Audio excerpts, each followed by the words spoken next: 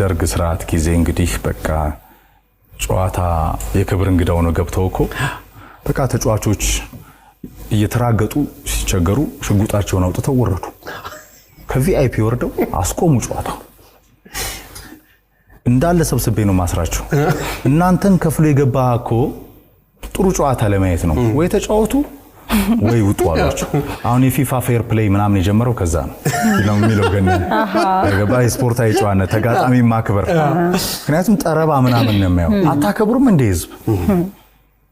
ብለው እናንተ አዳሃሪያን ምናምን ብለው በቃ በየግድግዳው ምጽፍ ይሆንና ቃል ለመንግስት እንትን ለማለት ብለው የክብር እንግዳ ተደርገው መጥተው ነውና ይሄንን ማን ነው ያመጣው ገነን ነው ያመጣው እንዴ አልነበሩም ምን ይልል አልችልም ለለፈለኩ ታሪኮችን ስቶሪዎችን ለትውልድ መቅረጽ የሚችሉት እንደ ገነን አይነት ሰዎች ናቸው የጸኑ ሰዎች ገነነ ልክ አይደለም የሚል ሰውም የለም because ከገነነ ጋር ነበር ግን እንደ ገነን አልጻፈማ አላየም አልተገበረም ስለዚህ ገነነ ልክ አይደለም ለማለት አንተ ይከየት ነው ድፍረቱን የምታመጣው የገነነን ፓሽን ማርነቅ ለትውልድ ጸንቶ ያሳረፋቸውን ቁጥር 1 ቁጥር 2 እያለ ያላቸው ለኛ ይው ተረፈኩ አበበ ቢቂላኮ መጻፍ የለው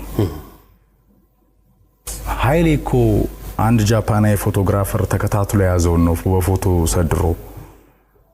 ሃይሌ አሁንም ስጠይቀው ቆይ ፍሬም ባክን ያልሰራውም ገና ይለኛል እኔነኮ አበበ በቤርፉት በባዶ እግር ጽናት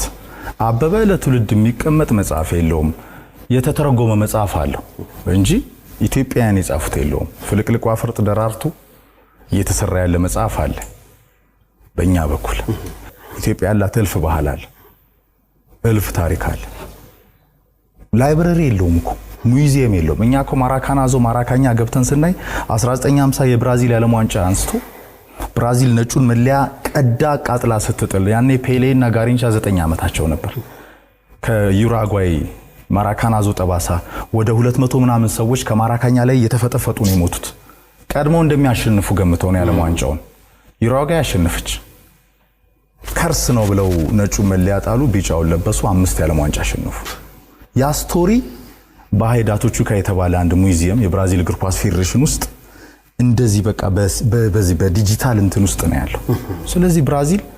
በቃ መጽሐፍ ላይ ልጅን ስትወልደው ራሱ ኮልክ አማርኛ ምናምን እንደሚባለው ፉትቦል አለ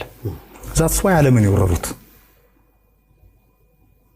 አበበን ሳንናገር አበበ ነው ማሞን የፈጠረው ከዛ ምሩጽ የመጣው ደራርቱ ሃይሌ ያለ ሄዶ መጋረጫውን የቀደደው አይደለም ለኢትዮጵያን ለአፍሪካውያንና ለጥቁሮች በሙሉ በባዶ እግር በሮም ኮብሎች ያ ስቶሪ እንዴት በስነ ስርዓት አይኖርም በስነ ስርዓት ተሰድሮ እንዴት አይኖርም ይሄን ያሳዝነኛል ለማንኛውም እንጨርስ እንጂ አልከም ማለት እውነት በጣም አይልብም ይነካ ነገር ስለ ሀገር ነው ዞሮ ዞሮ ያወራነው ስፖርት ይሁን እንጂ ኢትዮጵያ ነው ያወራነው ማህደረ ታሪኩ ማንሳታችን በጣም ወድጄዋለሁ ትልቁን ዶክመንተሪ አዘጋጅና ተራኪ ማህደረ ታሪኩ ጠፍተብናል አንተ ብቅ ማለት አለበት ስራዎችን በርግጥ በተጓዳኝ ያየ ነው